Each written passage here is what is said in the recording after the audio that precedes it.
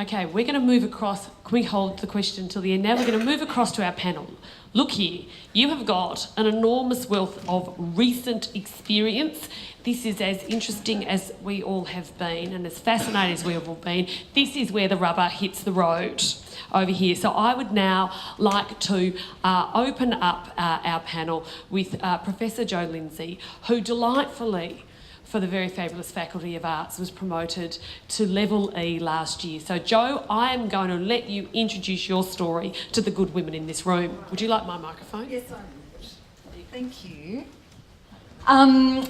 Thank you very much for having me, and I will tell you, as you've probably figured out from these presentations, that it's not an easy process, and the rubber did hit the road and me on it once, but then I managed to dodge that rubber or make it work, or whatever the analogy is. So it really gave me a cause to reflect on the shape of my career, the way that you make a pitch about your academic impact. And one of the very clear things to me was that relationships within the university are critical. And so I think the information I'm giving to you is that a good promotion performance is a kind of combination of your performance relative to benchmarks and the way that you put the pitch together, mediated by relationships. So this is my advice on the performance front, that you need to, of course, monitor and reach your benchmarks and factor in relative to opportunity, as we've talked a lot today. And in particular, the kind of narrative about what you were able to do and what you weren't able to do, depending on what your relevant circumstances were. And so I think in the arts faculty we've been really successful in being able to say why we weren't able to go to 1 million international conferences per year, but we were able to have this impact on the ones that we did go to. We made these connections, we did have this international impact despite the constraints we were working with. I think it's really useful to compare your performance with academics internationally. I know the impulse is to look up and down the corridor and go, they hardly do anything in comparison to me. Don't do that. Instead, look at really fantastic academics in comparable universities around the world. So I was able to find some metrics around the performance of people in arts faculties in the UK, and was able to make the case of why my metrics looked good. Amplify the significance of your achievements. This is always tricky, but you need to do this. And it's also important to connect your research and teaching with broader Monash agendas. And sometimes these kind of change quite dramatically over a number of years, and other times they're quite small changes. But just be aware of that. It's strategic to make reference to big plans, faculty, university. You know that you saw these agendas, you're on these paths and are contributing to the university effort. So that's one thing about performance.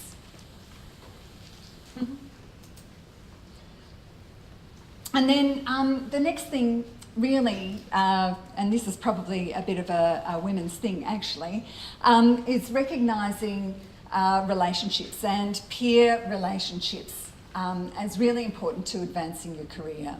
And I really now see the significance of that for me. So build collaborations, seek collaborations within the university and also outside. So for Level E, you need to build and display international collaborations. So, you know, you need to go to those conferences and make friends. Or invite people here. And it's relatively easy to mobilise funding to have international visitors come here. And that's another way that you can get international relationships going without you having to travel around the world all the time. I encourage you to cultivate relationships with people who will support you in your career, whether they're called mentors or not. And I encourage you to seek advice and support up and down the chain. And I have actually been really fortunate to have terrific peer mentors during my career in Monash. We got a group together, and this was when we had our first OSP within the arts faculty. There were 4 academics, me, Christina Toomey, Jane Marie Marr and Vicky Peel. And we got together because we all wanted to go for promotion from B to C. And we all worked together on how you workshop that case. And they've continued to be really good supporters of my career, and we've supported each other from different disciplines, pulling together information on how you make sense of different agendas, how you can position yourself in the best way. So they were really kind enough to do a mock interview panel for me as well. So I think don't underestimate having those kinds of collegiate relationships. And of course with your supervisors. So again, don't wait to be recognised as brilliant without putting yourself to the notice of people. So it doesn't mean pestering them all the time, but really you would hope that you would have a good relationship with your performance supervisor, your head of department knows about your good work, and that you have come to the attention of the Associate Dean Research and Education, and also the Dean sometime in the last few years.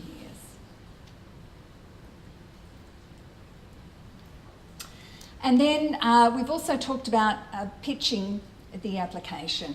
And so it is sadly not enough to just reach the benchmarks. And I'll tell you that I did go twice for promotion to Level E, and it was a pretty bruising kind of experience, and I was quite cranky because I did meet the benchmarks, but then the penny dropped and I worked much harder on the pitch. And so what you need to do is craft your career narrative carefully and think about the most coherent and compelling case. So in my case, I had a whole range of research endeavours in different topics. And so I needed to create an overarching narrative. So I've done stuff on families, I've done stuff on youth alcohol consumption, and recently I've been working on sustainability. And so the way I was able to do that was around households and consumption. But then by the time I got to the interview, instead of trying to talk about all of those diverse fields, I thought I didn't tell you this, Sharon, I'll just go with sustainability. That seems to be the key question. So when Matt in the interview asked, what's the big question in your field and what are you doing about it? I said it's sustainability. We're all going to go down if we don't get onto this, Matt, and I'm doing this, this, this and this. I'm working on this across my teaching, my research, whatever. So you have those kinds of responses ready. It's really useful to ask senior colleagues for advice on drafts. Always embarrassing, excruciatingly embarrassing, especially if you've been encouraged to take out all of the ours and we's and put I's in there. But just do it because it will improve the pitch. And really, it's like putting in an ARC application and an MRC application. They are improved when people read them for you and offer advice. And it was also excruciating to practice the interview process. But there was nothing like sitting down in front of my 2 colleagues and trying to tell them my pitch and failing that got my head straight for the real thing. And I had that sentence the next day, a week or so early. So yes, for the interview, it was an extremely short interview, actually. So there you are, you're all prepared, and maybe it might have only been 5 minutes. 5 to 10. Yeah, well, anyway, they were moving pretty quickly by the time I got into the room, and So I just did the kind of confident and senior version of me, the most that I could be, and I had those kinds of narratives about the wider significance of my work and how I connected to Monash agendas. So I think that's about it. Thank you. Should we push on or...? We might move through all three, if that's okay, and then take questions at the end. That was great. Thanks, Jo. And I think one of the things to always ask yourself when you're going through promotion is basically, am I ready to step into the space? Okay, because if you're ready to step in, you will communicate that. And I think it's really important to say, I'm ready to go. So I am really pleased now to introduce Marie Yap. Marie was promoted to Level D to Associate Professor last year. Congratulations, and over to you. Thanks very much, Sharon.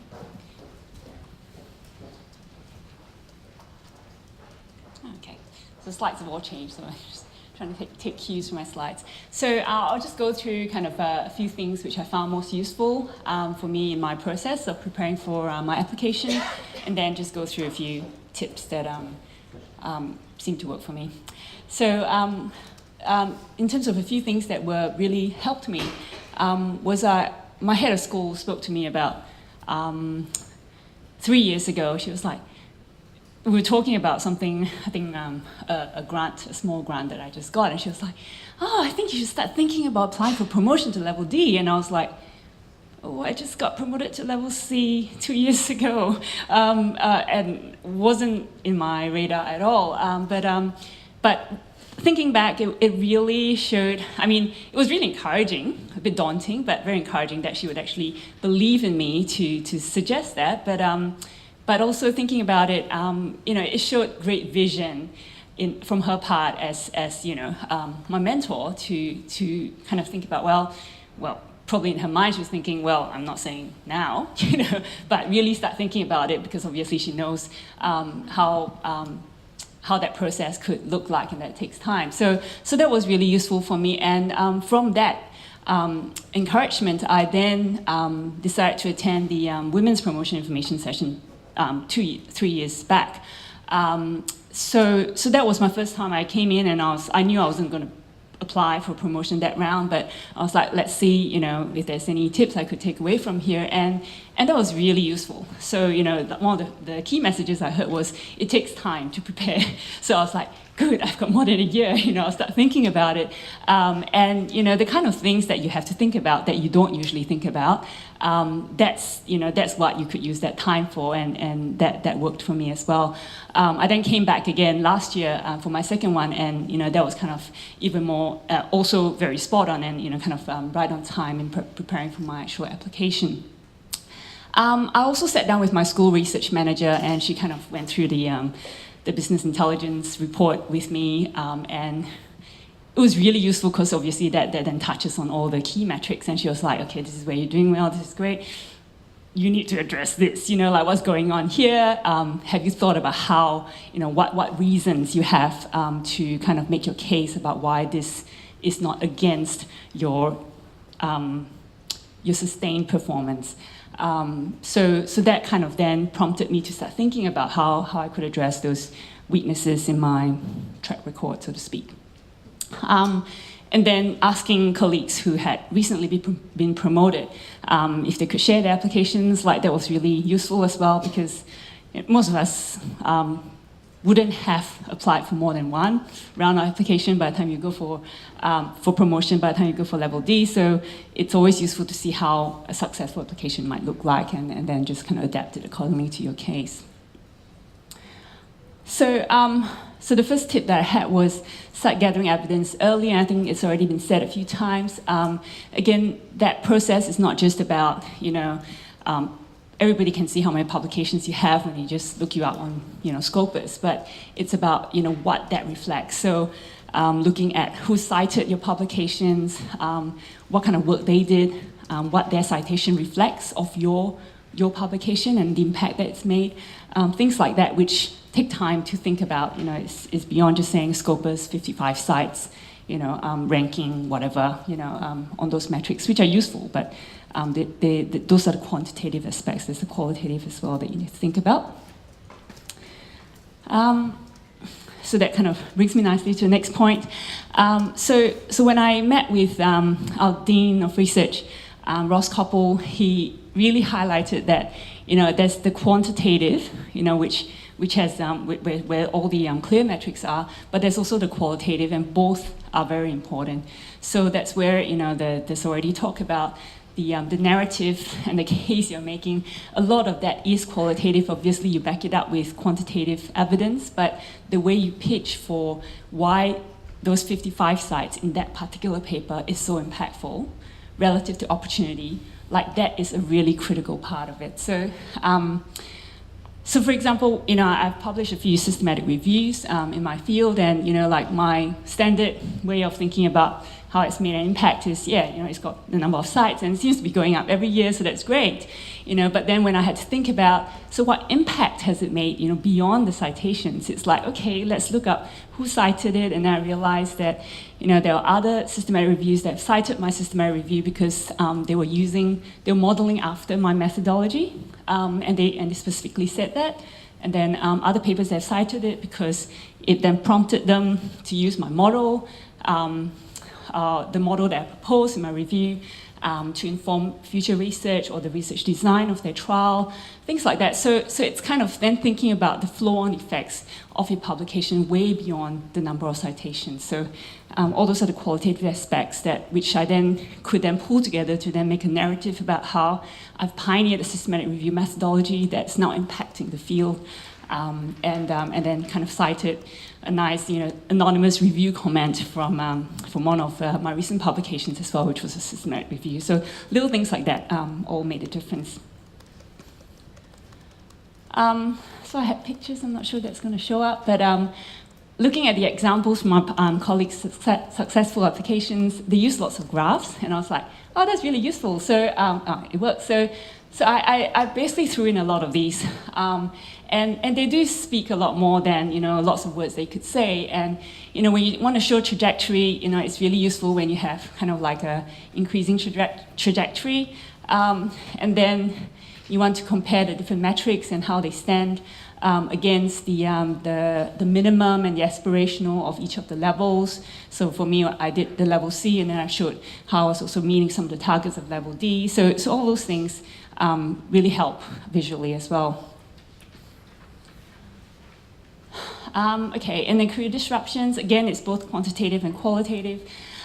So for my case, by the time I was promoted to level C, I already had both of my kids. My second child was just over 1, I think, when I was promoted to level C. So then working out when I was applying for level D, I was like, well, I haven't had any other kids since then. So I don't have actually quantifiable disruptions, so to speak, where I say I then went on part-time work or I had maternity leave. So how is this relevant in my case? So then thinking about, if I had this chat with my coach, and I was saying, I don't even have a lot of sick leave because when my child was sick, which happened lots, I just worked at night. I just made up for the time that I felt was lost because I wanted to keep going and I felt like I had to.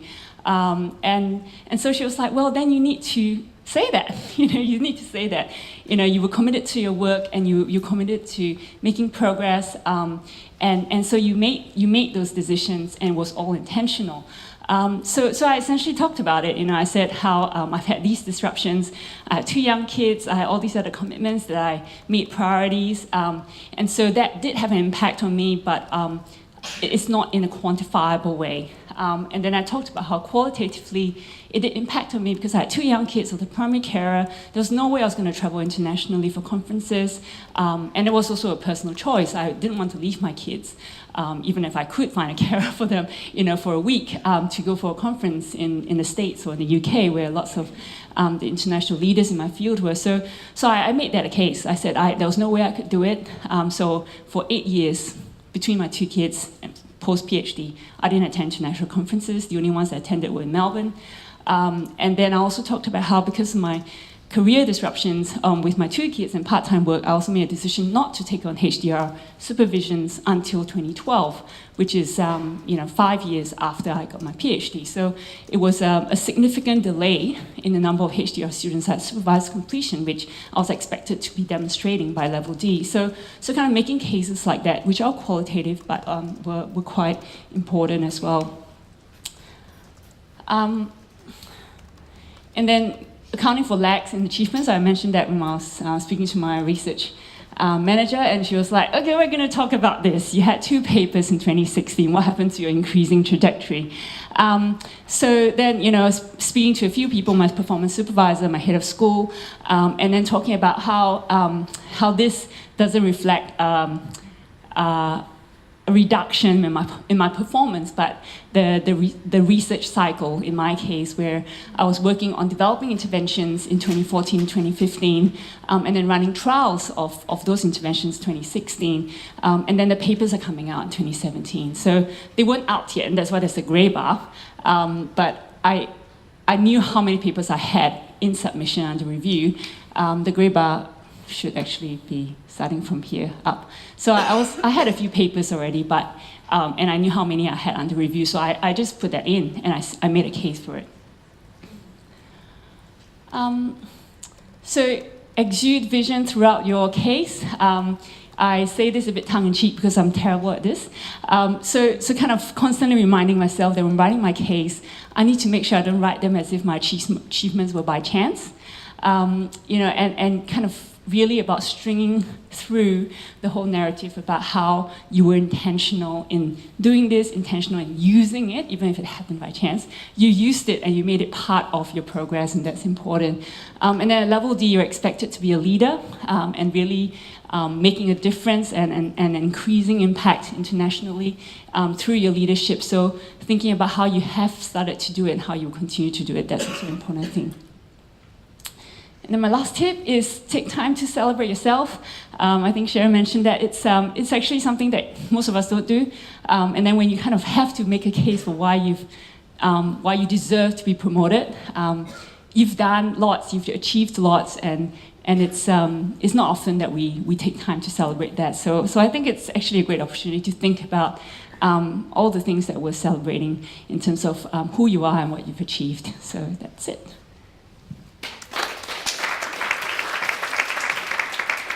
Thanks, Marie. I'd like to recognise a colleague of mine who left Monash some years ago, but she started a tradition in the social sciences that when a woman is promoted, she is required, and I repeat, she is required to go shopping for a piece of jewellery for herself. It's not to be given to her. She needs to choose it, and she needs to pay for it herself in recognition of her achievement. And then she comes in and she shows it to us. This was my associate professorship. So, look, thanks. I think there are lots of ways for us to celebrate, but I think something with a small gift is always best. It's now terrific to be able to introduce Natalie Travascus. Natalie was promoted to level C last year. Congratulations, and over to you. Thank you. So it really is an honour and a privilege to present to so many successful women all in one room, and I really appreciate the opportunity. Anyway. This is a picture that one of my PhD students presented to us in a meeting one day. He was mid-year in his PhD candidature, and like many students at that stage, he found himself a bit lost. And if the mouse will work, yeah. He drew himself at the bottom of a mountain, and down here was a desert, and there's an oasis, but he can't see that oasis. He can't see that thing in the distance and where his path is headed. Whereas he drew his co-supervisor and I at the top of the mountain, we could see that oasis, and we knew that he was on his way there and he was safe and he would make it. His co-supervisor happens to like talking a lot, so the speech bubble is very important in the diagram. But little known to him, at the same time I found myself at the bottom of that mountain also.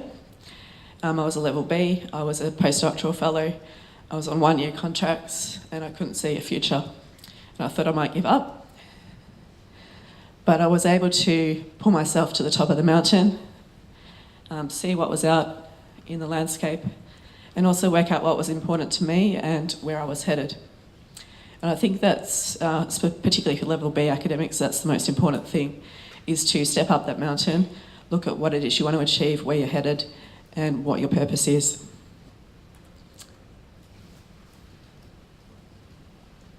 The second thing I think is very important is to be able to tell your story and to be able to tell it very succinctly. Sorry. Yeah.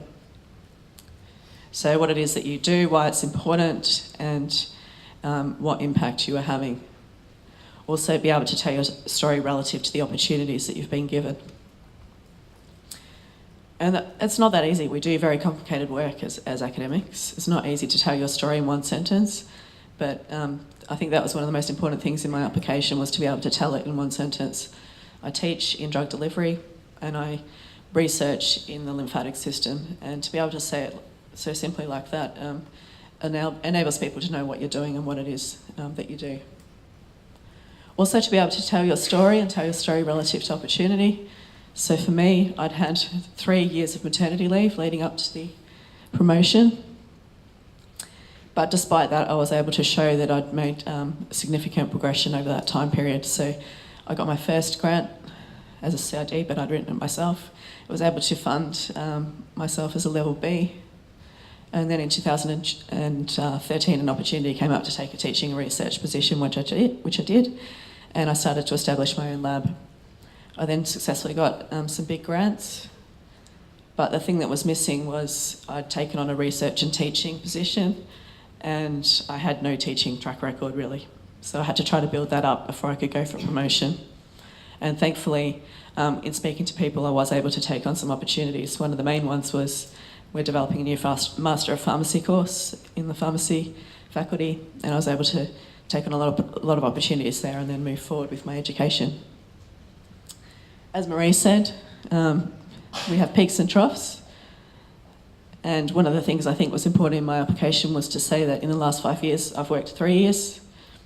And so if you look at the number of publications that I've had per year, it's actually quite good. Whereas if I didn't qualify it with the number of years that had been worked, it wouldn't have looked so, I guess, successful. So I've got a few tips for preparing for promotion. The first is to be purposeful, keep your eye on that big picture, climb the mountain and see what it is that you want to achieve. The next is to clarify your story and be able to tell it very succinctly. Continually climb the mountain and look at what you are trying to achieve and where you're headed. As others have said, it's really important to have mentors and also to be a mentee. That includes for your research and your education, but also life mentors, because there's a lot of people who will have hopefully similar life experiences to you, and sometimes that's the hardest part. Monash, as Lucy said, has a lot of support services for women, and without them I probably would have given up as well. So we've got maternity leave, the Advancing Women in Research scheme, various different things, flexible work arrangements, the thinnest one, and so on. I think we need to start thinking about promotion as soon as we get a promotion, because you can start gathering the evidence. And let everyone know that you're keen to be promoted. It's amazing what sort of advice and feedback you get from people when you tell them that you're thinking about promotion. And they also start to offer you opportunities that you might not have otherwise had. I think that's really helpful. And it's good to keep an active, up-to-date CV. It makes it much quicker to write your promotion application if you've got all the data already there, as well as gathering the quantitative and qualitative evidence.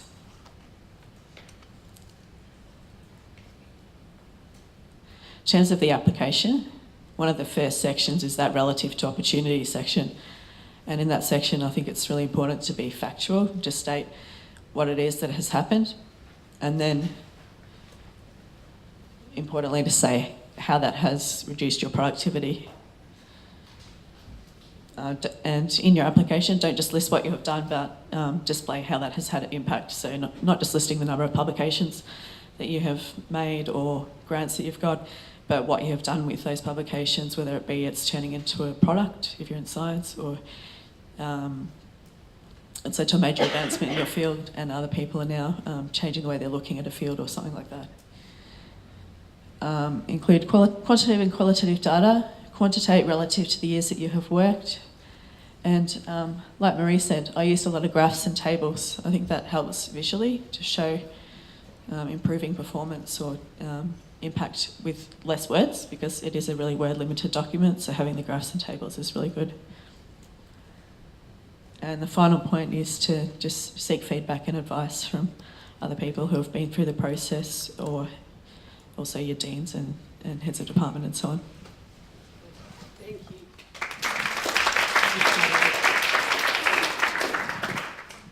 There's some really fantastic advice from the three of you, and I am sure everyone in this room appreciates it being distilled in the way that you have. And let's face it, there's nothing like hearing directly from the horse's mouths when it comes to these things. We've got time for questions. Are there questions or comments? I'm going to go 1, 2, 3 to start with.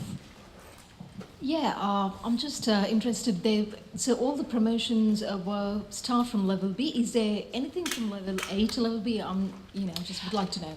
Level A to level B is handled by a different process. Anthea.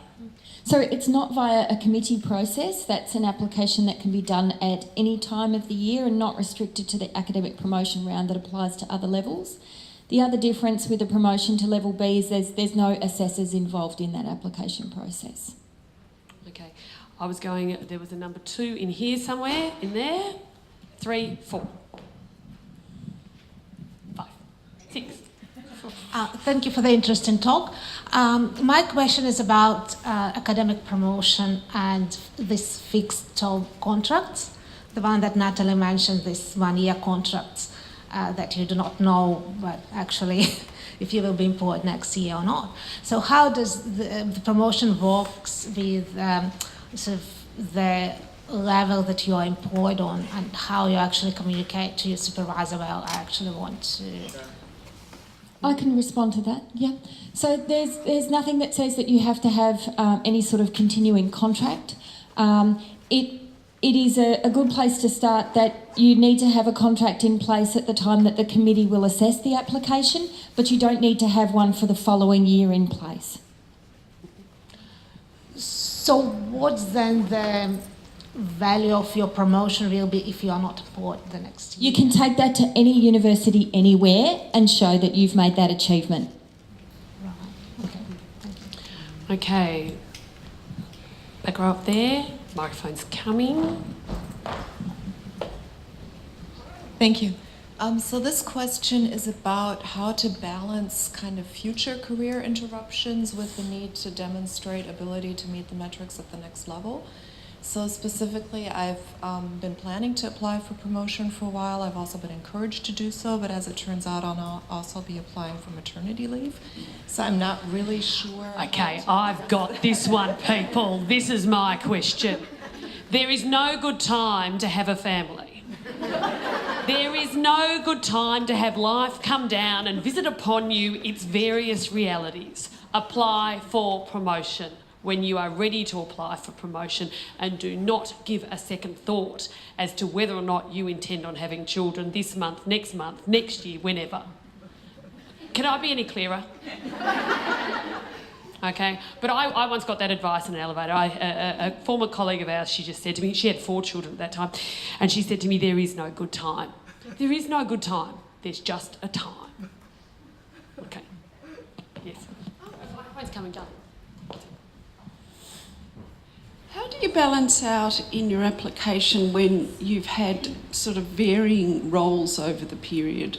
I understand this sort of relates to a 3-year period or 5-year period that you present your metrics over, but if you've had varying roles over that period, you might have had a significant course coordinator and teaching roles that then have changed and there's more research focus, or, it's not... Yeah. The split is not constant.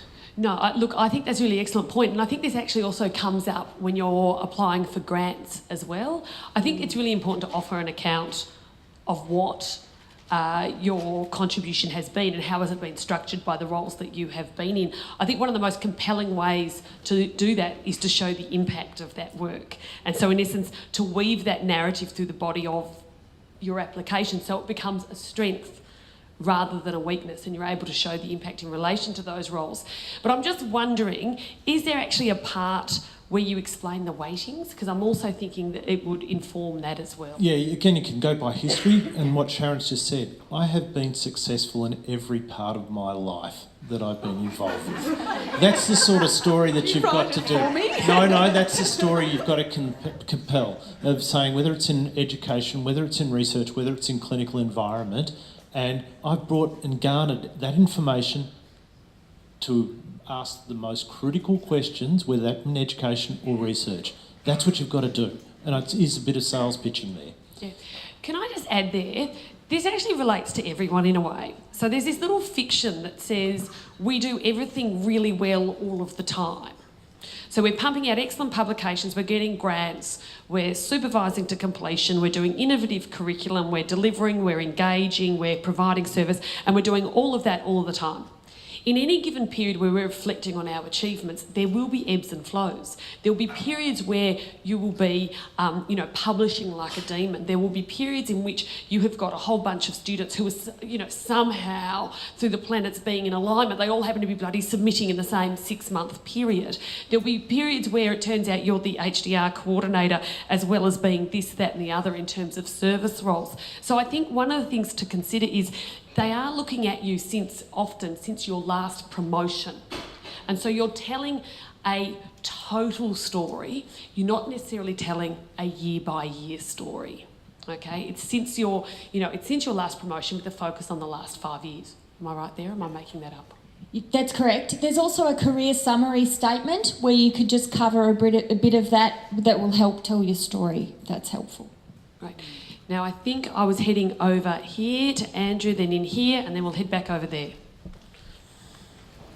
Thanks today, it's been really useful. Can I just ask about overlap in sections? So I'm looking at the engagement and the teaching section.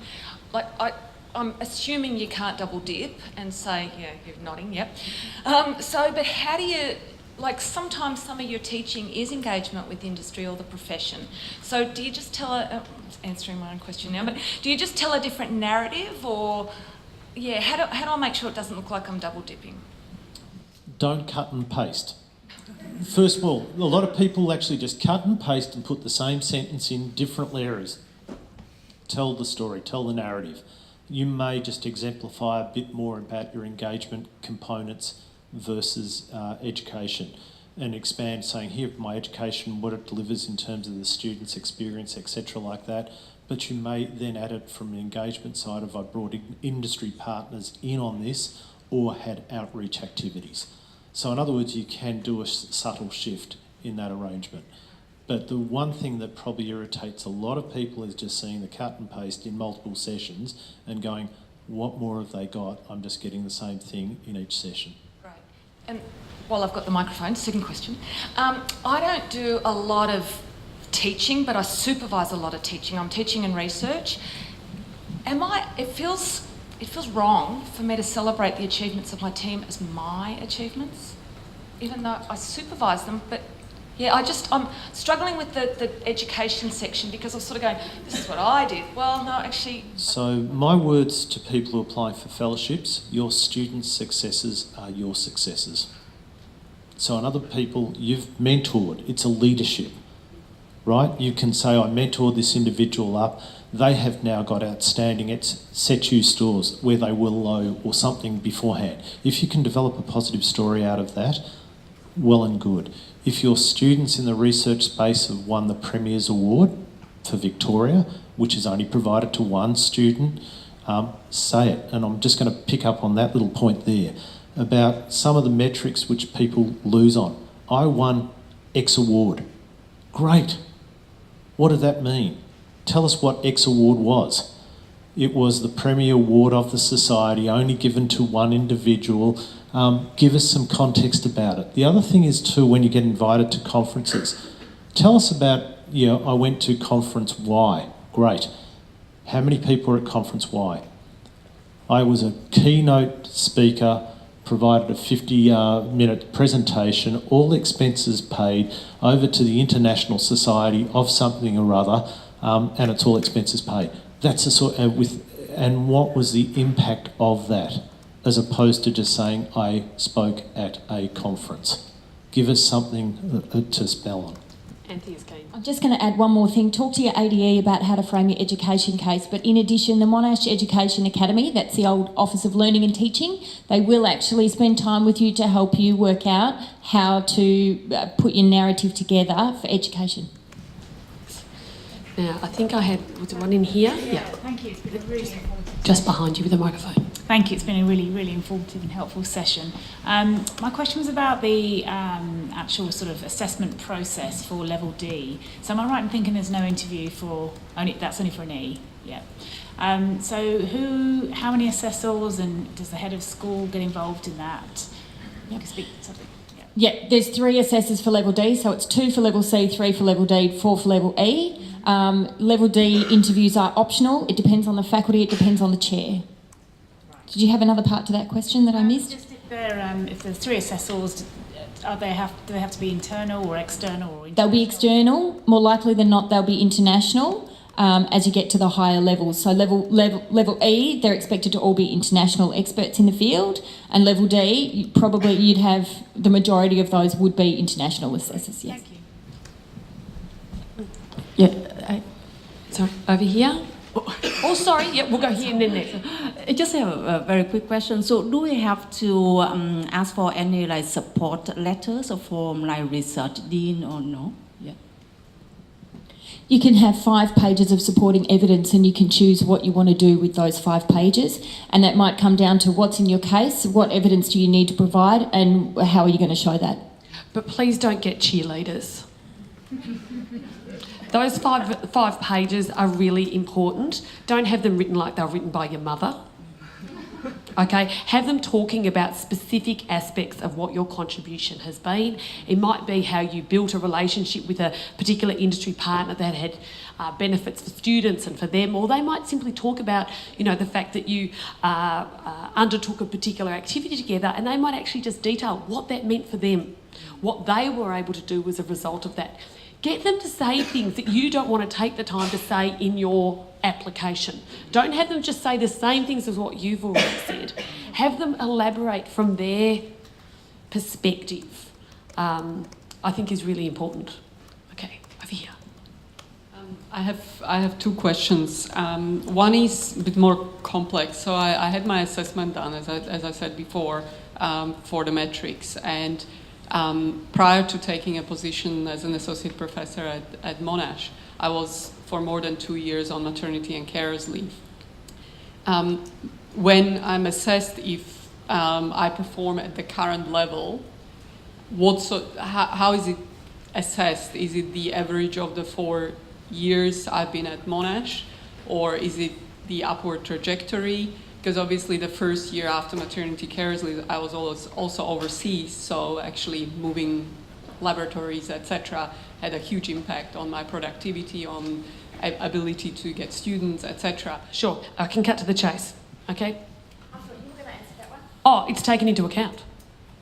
But how? So how do I know? Include that in your relevant personal circumstances, but also talk to the research office about how they generate your metrics, because they should be adjusting for periods of absence as well. Okay. Yeah. So the way they calculate the numbers can be informed by your periods of leave. Okay. Okay, that happens when I get the metrics through for my people. It will say they had a period of leave or they were part-time for this period, and so they adjust, the metrics are adjusted. So it's not, my promotion is counted only from since I came to Monash, but right prior to that, I was on maternity and carers leave and overseas. So that had an impact on, if you, well, if it you depends in the on what. background have research Okay, going, so students going, just to cut chase, it depends on what period you're asking for the metrics from. Are you asking for the metrics from the point at which you started at Monash or previous? If it starts previous, they'll take it into account. So I think they calculated my metrics only from the Monash well, time. we can do that. So Barbara, I'd just take that offline, talk with Cass Black in the Yep. faculty office, Casilda Black. Well, Donna and Donna Buckingham, and we'll work you through there. Okay. Do we have any final one here? Yes. Here, use my microphone. Thank you. It was a very nice session. I joined Monash 4 months ago as a lecturer, so I'm very new in the system. But thanks for all the talks, because I wanted to know what is the deal and what would be my pathway in future. For saying that, I have a question that I am actually employed as an education-focused lecturer in chemical engineering. However, apart from being coordinators to 3 units, I do a lot of research in my area of energy storage. That's my research area, and I do have industry funding in that area. So say, for example, when I apply for level C, how do I put my application? Say, I have done teaching, I have very limited educational research, but I do have a lot of research in my area. So yeah, how do I work with that? I think you'd be including that in your research area, but also you'd be talking to your Associate Dean of Education and probably your Associate Dean of Research as well about how to frame that. I guess some of the expectations that will apply for education focused would be that it's pedagogical research, but clearly you're involved in disciplinary research as well. So I think talk to those people for assistance. Okay, I guess I want to stress as we bring this to a close, this is not a sausage factory. Okay, that means every application is going to look different, and that's a good thing, because we're not in the business of turning out sausages. So what that does mean is sometimes that's a bit more challenging, and I'm hoping that the insights and tips that you've received here today will be useful as you shape your applications. If not this year, then very soon thereafter. We really encourage you also to attend your faculty information sessions and to follow up and ask the questions and get the information for you to be able to make informed decisions about your application and about the best way to craft that going forward.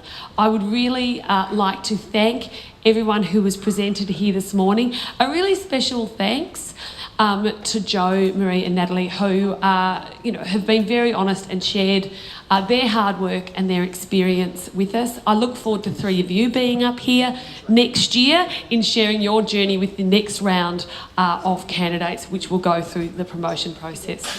I would love to see some of those numbers shift around women's success, and I'm hoping that you can be really part of changing those figures for us. I wish you the absolute very best as you prepare your applications and as the semester continues to unfold. Thank you so very much for coming along today.